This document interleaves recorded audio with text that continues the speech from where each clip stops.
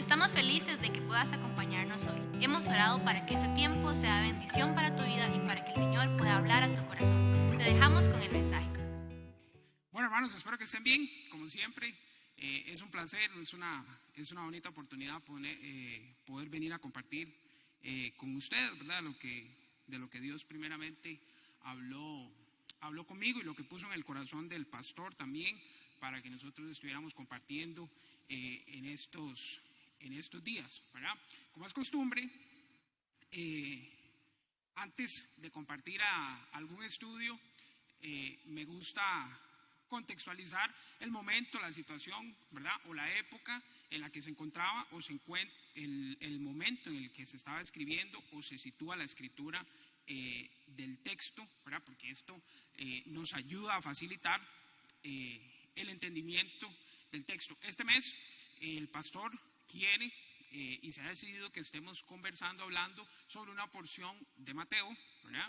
Hoy vamos a estar hablando, bueno, el pastor comenzó ya en la última parte del capítulo 4 y hoy vamos a empezar con la primera sección del capítulo 5, que es el sermón del monte, ¿verdad? Muchas cosas se han hablado del sermón del monte,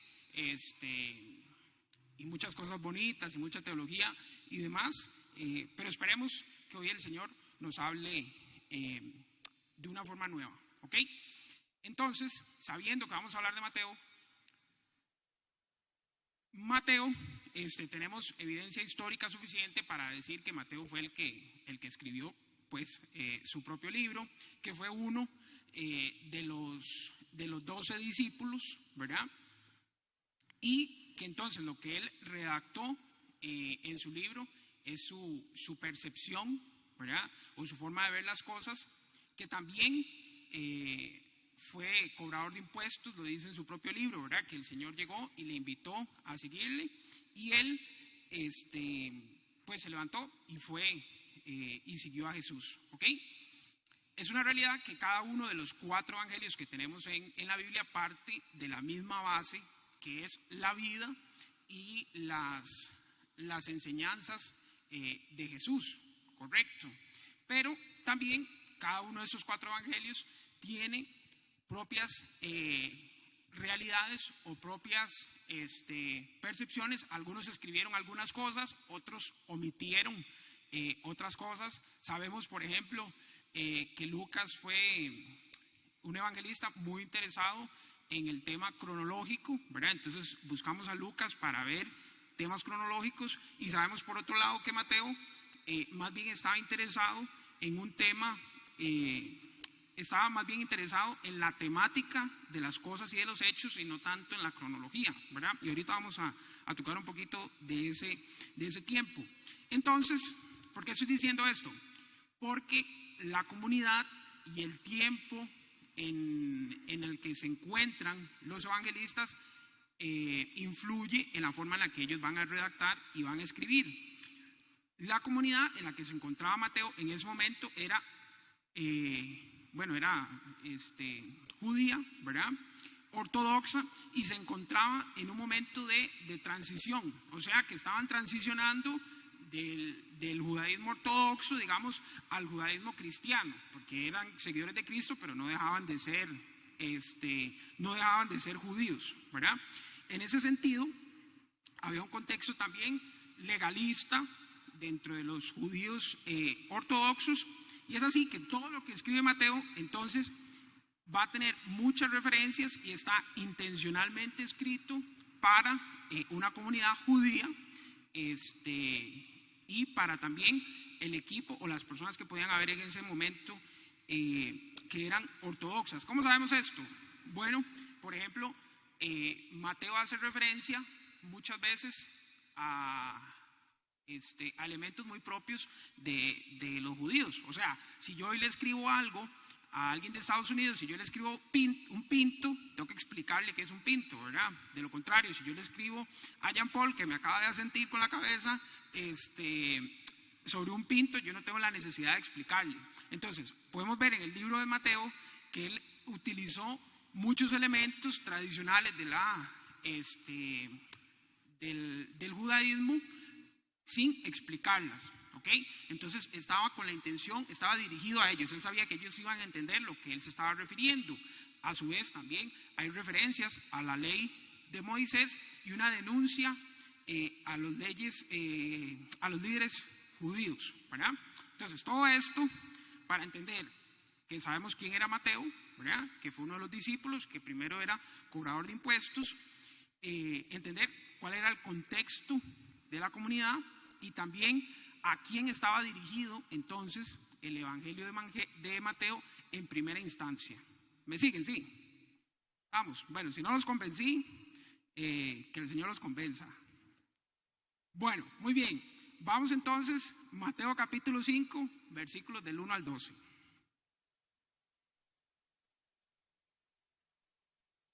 Mateo capítulo 5, versículos del 1 al 12. Lean conmigo, por favor. Es importante que vayamos juntos en esto.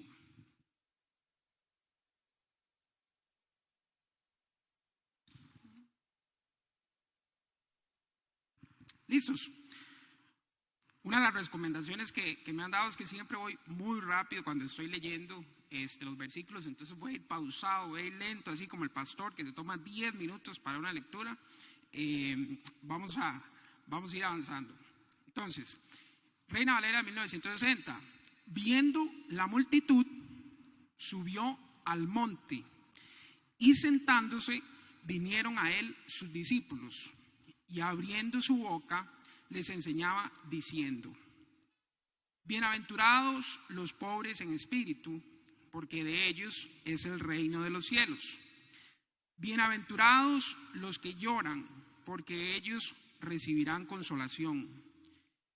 Bienaventurados los mansos, porque ellos recibirán la tierra por heredad.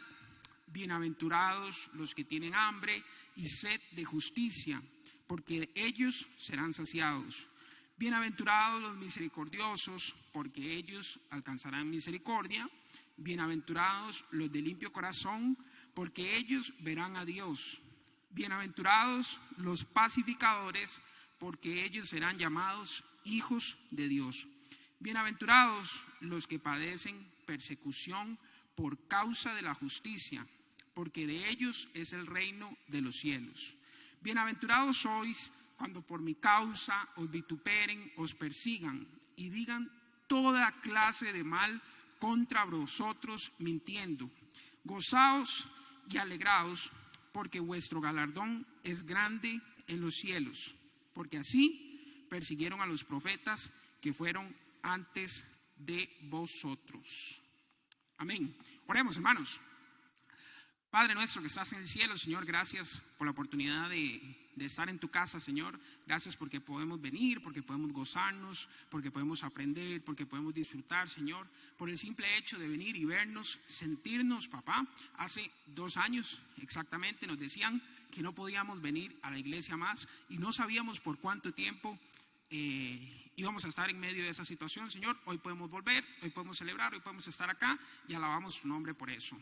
Te pedimos, oh Dios, que la palabra que has preparado, Señor, la palabra que nos has dado para que tengamos en este día, pueda llegar a nuestros corazones, papá, y sobre todo que la podamos interiorizar, que la podamos aplicar y que podamos salir con una decisión y diferentes de acá. En el nombre de Cristo Jesús, Señor, gracias por escucharnos y atendernos. Amén y amén. Bien, ahora sí, la primera pregunta: ¿por qué el sermón del monte? ¿Ok?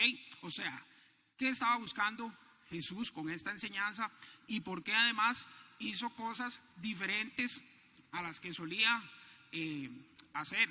Por ejemplo, no habló en parábola, por ejemplo, se alejó de la multitud. ¿Por qué? ¿Por qué el sermón del monte? ¿Ok? Yo escribí por acá 2 conclusiones o 2 respuestas a esta pregunta. Lo primero que podemos inferir, o sea, la primera razón que nosotros podemos entender de esto, es porque Jesús quería enseñarle algo a sus discípulos en esta ocasión y no tanto a la multitud, ¿verdad? Sino que propiamente quería enseñarles algo a ellos, probablemente con la intención de que ellos reprodujeran esta enseñanza, este mensaje a las multitudes, ¿verdad? Y podemos tener certeza de esto porque después les dio la gran comisión, ¿cierto? Entonces, veamos el versículo. Viendo la multitud, subió al monte y sentándose, vinieron a él sus discípulos y abriendo su boca les enseñaba diciendo, ¿ok? Acá traje nueva traducción viviente también. Ojo, cierto día, al ver que las multitudes se reunían, Jesús subió a la ladera de la montaña y se sentó. Sus discípulos se juntaron alrededor de él y comenzó a enseñarles, ¿ok? Entonces, hay comentarios sobre esto. Sí había gente, además de los discípulos, escuchando lo que Jesús estaba diciendo, pero la intención primera, vemos que dice que él sube, o sea, donde ve que viene la gente, diferente a lo que muchas veces hizo, ir a mezclarse, se aleja, digamos, sube al monte a una ladera y se sienta, ¿verdad?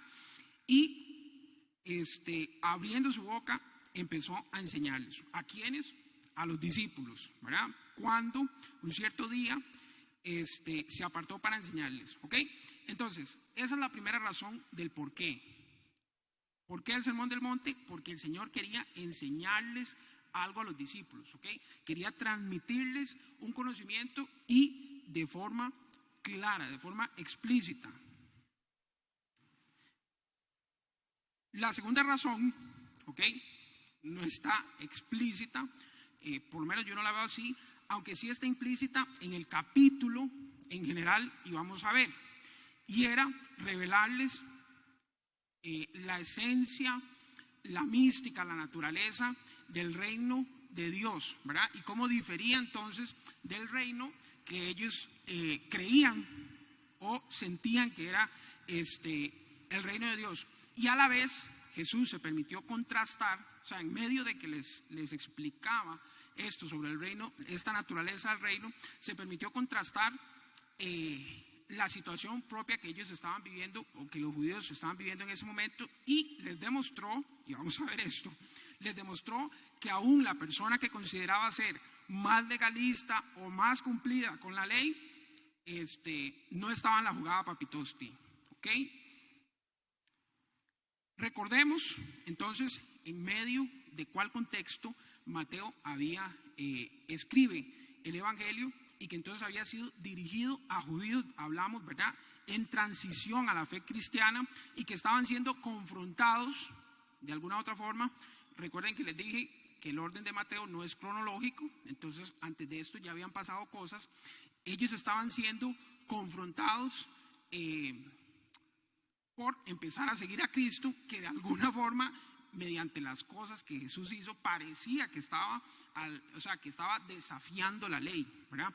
Esto mismo estaban sintiendo ellos al seguirle, o sea, sentían que de alguna forma estaban desafiando la ley. Ustedes conocen los ejemplos. Ahora, vean, si nosotros avanzamos, por si lo quieren leer conmigo, Mateo 5, 17, 20. No me voy a detener en esto porque más adelante hermanos van a venir a hablar sobre esto, pero sí vamos a usarlo como ejemplo o para fundamentar entonces esta tesis. Dice: les habló sobre varias cosas, sobre la ley, sobre el enojo, sobre el adulterio, sobre la palabra, sobre los enemigos. Vamos a ver qué dijo sobre la ley. No penséis que he venido, Mateo 5, 17, no penséis que he venido para abrogar la ley o los profetas. No he venido para abrogar, sino para cumplir. Porque de cierto os digo que hasta que pasen el cielo y la tierra, ni una jota ni una tilde pasará de la ley hasta que todo se haya cumplido. Porque os digo que ahí hice un saltito. Si vuestra justicia no fuere mayor que la de los escribas y fariseos, no entraréis en el reino de los cielos. ¿Ok? Entonces, de una vez Jesús les disipa la idea de que él estaba en contra de la ley o que de alguna forma venía a romper con la ley, y les dice: no vengo, o mi intención no es romper con la ley, todo lo contrario, vengo a cumplir la ley. Entonces, ¿cómo era posible que venía a cumplir la ley, pero hizo cosas en el día de descanso que decía la ley de Moisés? Bueno, porque el sentido que el Señor está hablando acá es que Él viene a cumplir el verdadero sentido de la ley, no el sentido que nosotros le habíamos dado. Sigamos adelante. Como les dije, no me voy a detener aquí porque más adelante vamos a hablar sobre esto. Otros hermanos nos van a hablar sobre esto. Sobre el enojo. Mateo 5:22. Pero yo os digo que cualquiera que se enoje contra su hermano será culpable de juicio, y cualquiera que diga necio a su hermano será culpable ante el concilio, y cualquiera que le diga fatuo quedará expuesto al infierno de fuego. Entonces, de alguna forma ellos decían, ok, bien, no tenemos que matar, vamos ok, porque no estamos matando a nadie. Entonces Jesús les está diciendo a ellos que estaban siendo confrontados, mira, o sea, si tan siquiera usted se atreve a ofender a su hermano, ya pecó. O sea, si tan siquiera hace eso, ya estamos fuera de lo que es el reino y la naturaleza del reino de los cielos, ¿ok? Entonces Jesús empieza a trabajar en ese conflicto que ellos estaban teniendo. Sobre el adulterio dice, oísteis que fue dicho, o sea, porque ellos habían leído el Antiguo Testamento, no cometerás adulterio, pero yo os digo, cualquiera que mira a una mujer para codiciarla, ya adulteró con ella en su corazón. ¿Ok? Entonces, bien, porque no me estoy acostando con otra mujer o otro hombre, pero Jesús les está diciendo, si tan siquiera se atreve a imaginarse, ya está mal.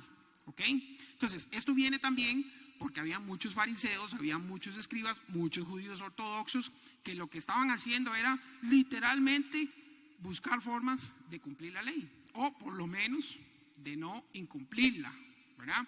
Entonces, según ellos, el Señor empieza a romper con eso. Sigo. Sobre la palabra y el compromiso.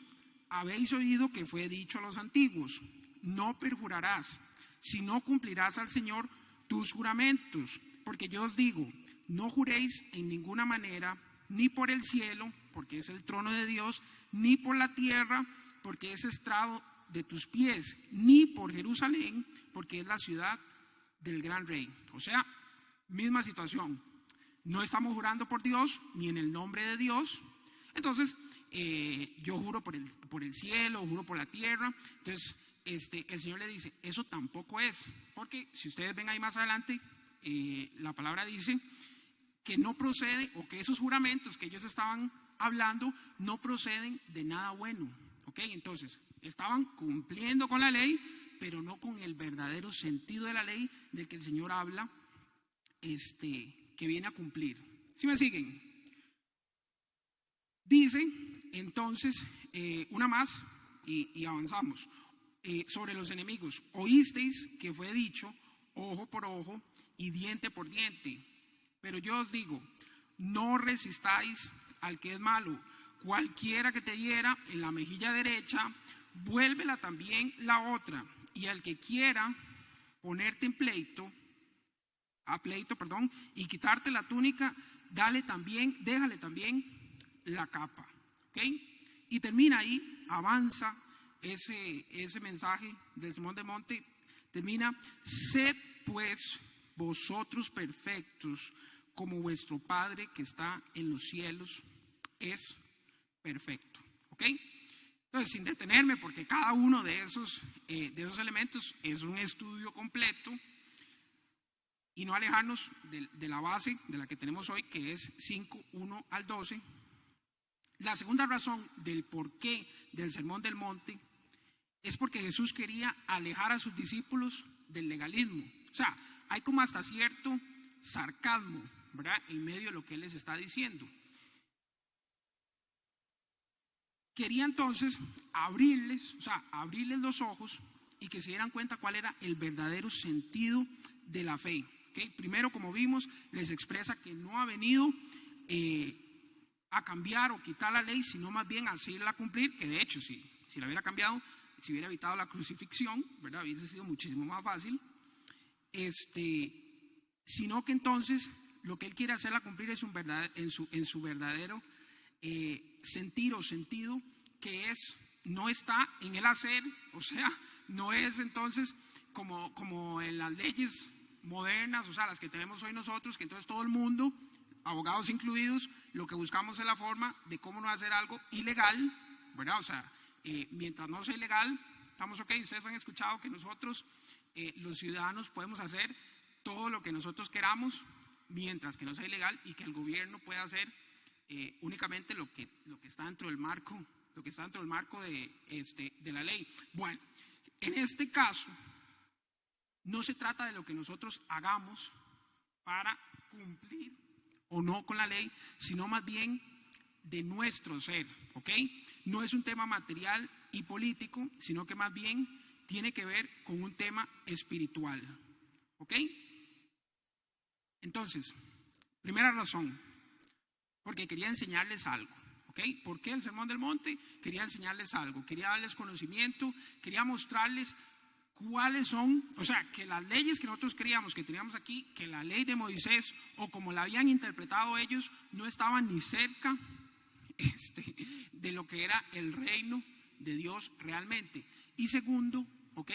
Quería entonces que ellos pudieran dejar el conflicto de la ley, porque iban a tener que trabajar y servir, ¿verdad? Y posiblemente iban a tener que hablarle a gente en el día del descanso, y posiblemente iban a tener que hacer milagros, etcétera, etcétera, etcétera, pero que pudieran enfocarse en el verdadero sentido de la fe y la transformación del ser de cada uno de ellos, pero a través de Cristo, ¿verdad? Y solamente a través de Él. Yo soy el camino, la verdad y la vida. Amén. Ok, entonces ahora sí, tenemos las dos razones del por qué. Como dije al principio, normalmente Jesús solía hablar en parábolas, ¿ok? En esta ocasión no fue el caso, porque Jesús buscó la forma más clara, la forma más explícita, digamos, de decir las cosas, de ponerles ejemplos y demás cosas, con la intención de que verdaderamente ellos entendieran, ¿verdad? Ahora, en esta primera sección del Sermón del Monte, el Señor aborda 8 cualidades de carácter, que son esas bienaventuranzas que podemos ver ahí, y además están relacionadas con una recompensa, es decir, hay una causa y un efecto. Hoy nos vamos a enfocar entonces en cuatro de ellas, ¿ok? Volvamos al versículo 3, dice: bienaventurados, ¿están conmigo? Sí, vamos, versículo 3. Bienaventurados los pobres en espíritu, porque de ellos es el reino de los cielos, ¿ok? Hemos aprendido, o sea, y es algo que siempre nos han hablado, entonces, que bienaventurado es dichoso, dijo Adita, ¿qué más? Afortunado, feliz, contento, ¿ok? Entonces, feliz, afortunado, contento, los pobres de espíritu. ¿Quiénes son los pobres de espíritu? Aquí hay que descomponer primero esto en dos partes. O sea, primero, ¿qué pobres se está refiriendo? A aquellos que tienen una carencia casi desesperada, una carencia, digamos, en una condición desesperante, ¿ok? Entonces, pobres, alguien con una carencia, ¿ok? Y al unirlo con espíritu, ¿verdad? Jesús estaba describiendo aquel que en su corazón reconoce, o sea, el pobre de espíritu, aquel que en su corazón reconoce que no puede, o sea, que no tiene los suficientes recursos espirituales, ni materiales, ni de inteligencia, ni de nada, para cumplir con todas y cada una de las demandas que Él iba a dar más adelante. ¿Sí me explico? O sea, con todas las que nosotros ya vimos más adelante. Él estaba diciendo que aquel que tiene esa pobre, o que es ese pobre espíritu, tiene ese carácter de reconocer que necesita de Jesús, que necesita de nuestro mismo Dios, ¿verdad? Para poder cumplir con las exigencias de la fe y tener a Jesucristo como su única fuente de vida. Entonces, ahora sí, subrayamos, porque no les di el título, pero se van a dar cuenta al final, subrayamos, entonces, para ser o sea, para ser un seguidor de Cristo y no para hacer, ¿ok? Ahora, dice también,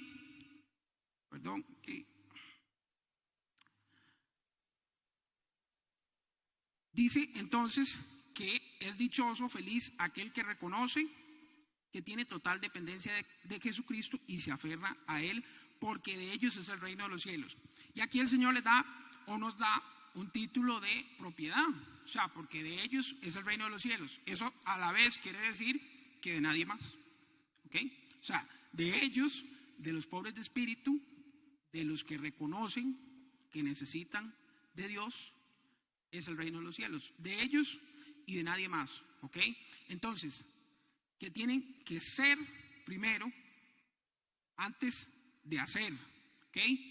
Vamos a seguir. Versículo 5. Vamos. Bienaventurados, felices, dichosos, los mansos, porque ellos recibirán la tierra por heredad. Nueva Traducción Viviente dice: Dios bendice a los que son humildes, porque heredarán toda la tierra. Entonces, podemos decir que mansos se está refiriendo a humildes en un contexto más moderno, digamos, para nosotros, pero en general lo que el Señor está refiriendo aquí es una condición de carácter. Recuerden que hablamos de esto del principio, de alguien que es dulce, que es apacible, que es considerado, ¿ok? Si vamos a Gálatas 5:23, dice: encontraremos que el fruto del Espíritu, ¿verdad? Tiene como una de sus características la mansedumbre o la humildad. Mansedumbre dice en Nueva Traducción Viviente, humildad dice en otras traducciones. Entonces, ¿quiénes son aquellos que disfrutan del fruto del Espíritu Santo? ¿Verdad? Aquellos en quienes mora el Espíritu Santo. ¿En quiénes entonces mora el Espíritu Santo? Vamos conmigo. Hechos 19, del 1 al 5. Hechos 19, del 1 al 5.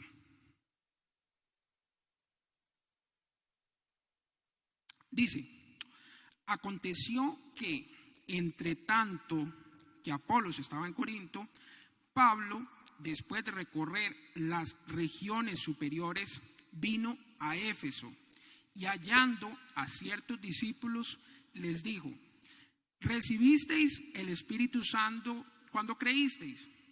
Y ellos le dijeron: ni siquiera hemos oído si hay Espíritu Santo. Entonces les dijo: ¿en qué pues fuisteis bautizados? Entonces ellos dijeron: en el bautismo de Juan. Y Pablo dijo: Juan bautizó con bautismo de arrepentimiento, diciendo al pueblo que creyesen en aquel que vendría después de él, esto es, en Jesús el Cristo. Cuando oyeron esto, fueron bautizados en el nombre de Jesús. Y habiéndoles impuesto las manos, vino sobre ellos el Espíritu Santo. Vino sobre ellos el Espíritu Santo, y hablaban en lenguas y profetizaban. Juan 14, 16, 17.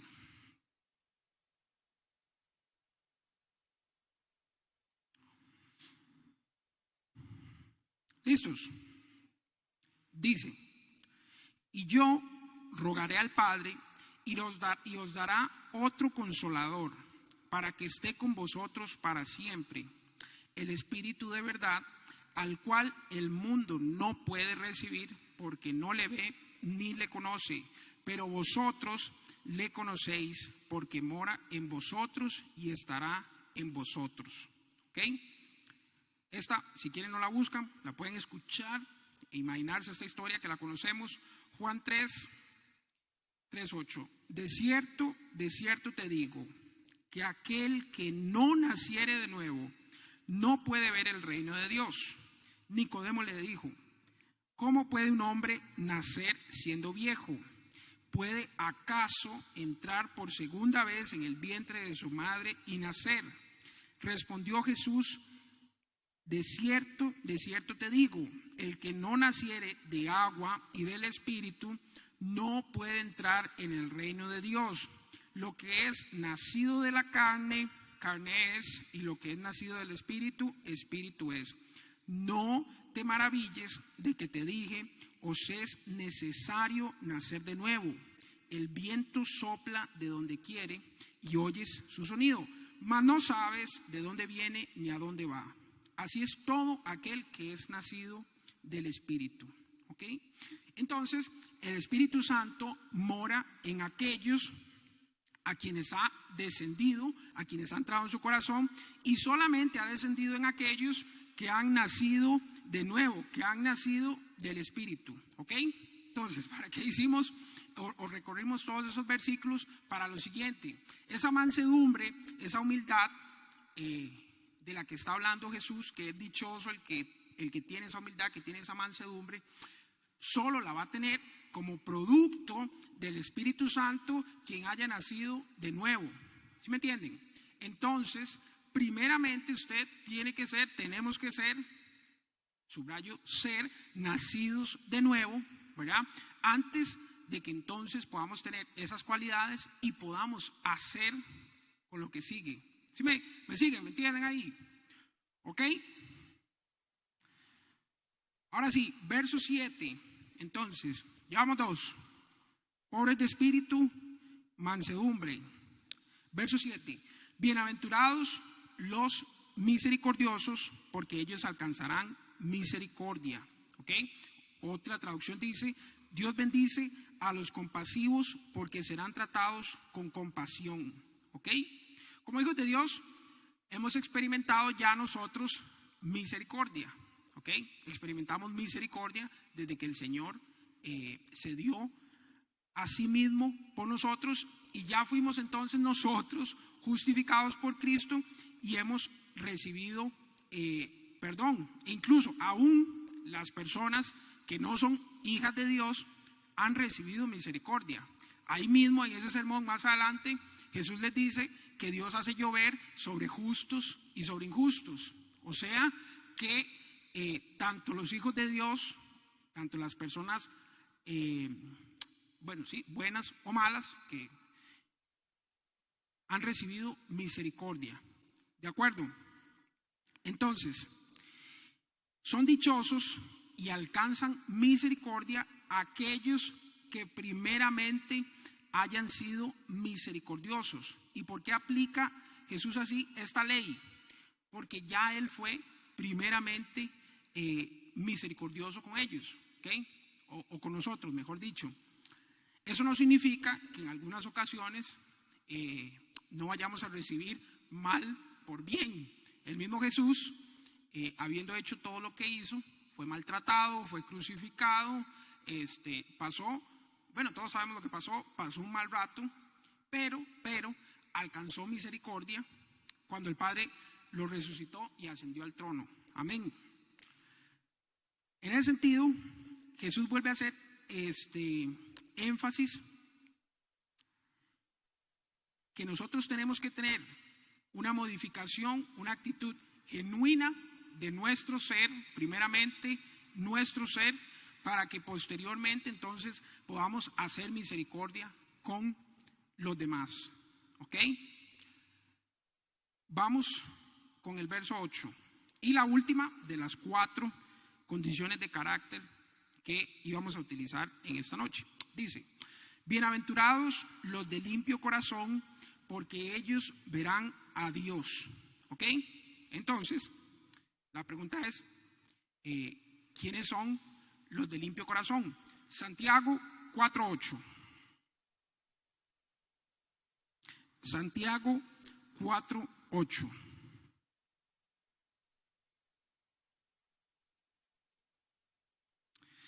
Amén. Dice: acercaos a Dios y Él se acercará a vosotros. Pecadores, limpiad las manos, y vosotros, los de doble ánimo, purificad vuestros corazones. Podemos inferir entonces que los de corazón limpio son al contrario de los que no tienen el corazón purificado. ¿Sí me explico? O sea, los de corazón limpio son los que han purificado su corazón, ¿verdad? Y que no están entonces con un doble ánimo. Voy a utilizar otra traducción que nos aclara un poquito esto. Nada más escuchen. Acérquense a Dios, bueno, no a traducción viviente, por si la quieren buscar. Y Dios se acercará a ustedes. Lávense las manos, purifiquen su corazón, porque su lealtad está dividida entre Dios y el mundo. O sea, los de limpio corazón son los que no tienen su lealtad dividida entre Dios y el mundo. ¿Ok? Y esto no significa que nosotros no tenemos que formar, o sea, que tenemos que abstraernos del mundo o que no tenemos que formar parte del mundo. Todo lo contrario, el Señor vino y formó parte de este mundo y se juntó con todos, ¿verdad? Nosotros somos los que queremos hacer distinción de con quién juntarnos, ¿verdad? Si es de esta religión, no, si hace esto, no. Eso no tiene nada que ver con lo que el Señor nos enseñó y no tiene nada que ver con ser el tema de limpios de corazón, ¿ok? Esto aquí lo que está expresando es que nosotros tenemos que entender que tenemos ciudadanía del reino, ¿verdad? Y que somos embajadores de Cristo hasta que Él vuelva. Y tenemos esta fe y en esto confiamos de que lo vamos a ver. Y entonces los de corazón limpio son aquellos que no están divididos entre el mundo y que permanecen en Él, ¿ok? Y todo el tema del permanecer, un capítulo completo por ahí, en Juan, ¿ok? Mateo 23:27 dice: ay de vosotros, escribas y fariseos, hipócritas, porque limpiáis lo de afuera del vaso y del plato, pero por dentro estáis llenos de robo e injusticia. Fariseo ciego, limpia primero lo que está dentro del vaso y del plato, para que también lo de afuera sea limpio. Ven que habían muchas relaciones de lo que estaba escribiendo Mateo, porque con la intención de llegar a estas personas. Hermanos, yo creo que esto de lo que está hablando aquí, muchas veces nosotros queremos tener el plato limpio y el vaso limpio por fuera, ¿verdad? Y ustedes hagan la analogía con lo que ustedes quieran. Queremos que nos veamos bien en familia cuando estamos afuera, queremos que nos vean bien en el trabajo, que es natural, queremos que nos vaya bien en las notas a los que estudian, pero nos hemos despreocupado entonces de limpiarnos por dentro, ¿verdad? Y de tener un corazón limpio, que ya vimos, ese corazón que no está dividido entre Dios y el mundo.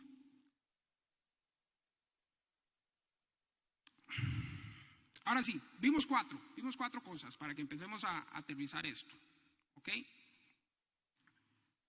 Vimos entonces que había que ser pobres de espíritu, ¿verdad? Que son las personas que tienen entonces toda su dependencia puesta en el Señor. Lo justificamos, lo entendimos. Hablamos de que había que ser mansos, humildes, y que esto solo era posible entonces naciendo de nuevo como fruto del Espíritu Santo, ¿cierto? Lo explicamos. Hablamos también del ser misericordiosos, ¿verdad? Y hablamos también, por último, de ser de un corazón y tener un corazón limpio, ¿verdad? Antes que limpiar el vaso por afuera, antes que hacer todo lo demás, ¿ok? A lo largo de este sermón, Jesús estaba tratando de enseñarles a ellos la importancia del ser antes que del hacer, ¿ok? Porque en el contexto en el que ellos estaban, creo que se parece mucho al de nosotros también, en el contexto en el que ellos estaban muy enfocados en el hacer. O sea, ellos creían, quizás genuinamente creían de corazón, que hacer y hacer y hacer era entonces lo bueno, hacer y hacer, cumplir con la ley, entre comillas, era lo correcto y era entonces lo que se parecía al reino de los cielos y era lo que los iba a llevar al reino de los cielos, ¿verdad? Jesús, con palabras muy fuertes, nos llama, porque deberíamos incluirnos en esto, hipócritas, ¿verdad? aunque ahí dice para los escribas y fariseos, creo que todos lo podemos tomar un poquito para nosotros. Y entonces buscó la forma de explicarles que para hacer las cosas correctas y las cosas buenas, primeramente es siendo, ¿ok? Siendo todo lo que nosotros venimos hablando ahí anteriormente. Es muy fácil, o sea, más adelante, por ejemplo, el Señor les dice, bueno, Jesús les habla que tienen que amar a sus enemigos, ¿verdad? Y les dice que, o sea, que amar a su hermano es muy fácil. O sea, hasta la gente mala, hasta la gente que hace cosas malas, y lo vemos en las películas, ¿verdad? El gangster y lo que sea, hasta ellos cuidan de su familia, cuidan de sus hijos, cuidan de sus seres queridos. O sea, eso es lo natural y eso es lo fácil, ¿verdad? Y ese no es el hacer que el Señor espera, sino que amemos nosotros a nuestros enemigos. Pero es que amar a nuestros enemigos no se puede hacer solo por hacer. Hay que empezar primeramente siendo. O sea, hay que empezar primeramente por ser todos los 4 ejemplos que nosotros tuvimos ahí. También Jesús les habló entonces, y lo leímos juntos, no mostrar enojo con un hermano, pero por dentro estar diciendo todas las cosas que uno puede decir,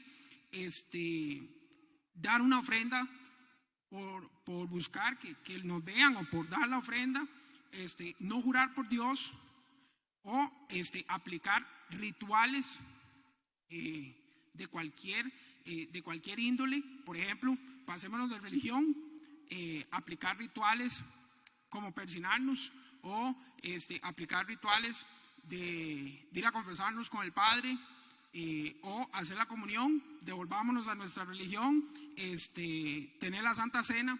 Todo eso es muy fácil, ¿ok? Y eso es lo que cualquiera, en realidad, lo que cualquiera puede hacer. Y es lo que Dios lo que Jesús, estaba tratando de explicarles. Lo verdaderamente difícil, ¿verdad? Y lo que Dios está primeramente interesado es en el ser genuino, en que no demos una ofrenda, por ejemplo, por darla, sino que la damos porque somos dadivosos. ¿Sí me entienden? Porque somos dadivosos. No somos misericordiosos con otros, no podemos serlo. Les expliqué, si no hemos aceptado a Jesús, pero no lo somos porque lo dice la palabra, sino porque hemos interiorizado que Dios fue primeramente misericordioso con nosotros. No mostramos nuestro enojo con nuestros hermanos por guardar la compostura dentro de la iglesia, sino porque entendemos que somos hermanos en Cristo y que de todas formas, nos guste o no, por allá nos vamos a ver por un largo tiempo, ¿verdad? Entonces mejor nos vale acostumbrarnos a llevarnos bien y a tratarnos con amor, ¿verdad?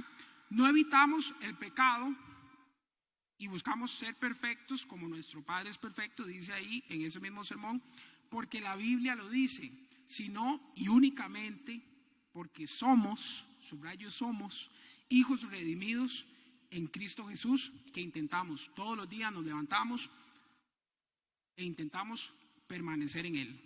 Amén. Concluyo, hermanos. Ojo a esto. No hacemos para hacer o parecer que somos. Somos primero y eso nos lleva a hacer. ¿De acuerdo?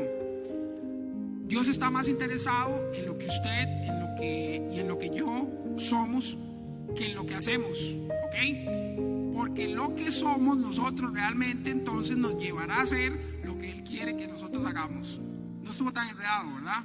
O sea, título del mensaje: ser para hacer, conclusión del mensaje. Entonces no vamos a hacer para parecer que somos, ¿verdad? Sino que entonces somos lo que Jesús está demandando de nosotros, y eso es lo que nos va a llevar a hacer todo lo demás. Este mensaje, mucha gente piensa que el Sermón del Monte es una cosa, digamos, como imposible de cumplir, y quizás sí, quizás sí no, lo es, porque ninguno de nosotros podemos llegar a ese nivel, a esa estatura, pero no estamos autorizados, ninguno de nosotros, a rebajar o tratar de hacer más light cualquiera de esas exigencias, ¿verdad? Y cualquiera que vaya, o sea, cualquier mensaje que vaya en esa línea no viene de donde tiene que venir, ¿verdad? Sino que más bien lo que nosotros tenemos que buscar es ser hijos de Dios, permanecer en Dios, para que entonces podamos llegar a esa estatura, al varón perfecto, y podamos llegar a ser. Es eso, hermanos, no los entretengo más. Muchas gracias por su atención. Vamos a orar. Padre nuestro que estás en el cielo, gracias por la palabra que pudimos compartir. Gracias por lo que nos podemos llevar, por lo que podemos interiorizar. Gracias porque has sido bueno, Señor, y porque nos dejas nutrirnos, porque nos dejas llevarnos una palabra a nuestros hogares, Señor, para que interioricemos en ella. Gracias de todo corazón por lo que trajiste acá. Llévanos ahora de vuelta con bien a nuestros hogares, Señor, y permítenos de veras instanos y continúa invitándonos a través del Espíritu Santo a ser primero y a enfocarnos en ser antes que en hacer cualquier cosa que tengamos que hacer dentro de la fe cristiana. En el nombre de Cristo Jesús, Padre, gracias por escucharnos, gracias por atendernos. Amén. Amén, hermanos. Esperamos que este mensaje haya sido bendición para tu vida. No olvides suscribirte para que puedas recibir notificación cada vez que subamos un mensaje. Recuerda que también tenemos redes sociales, puedes seguirnos en Facebook, Instagram y Spotify. Bendiciones y te esperamos la otra semana.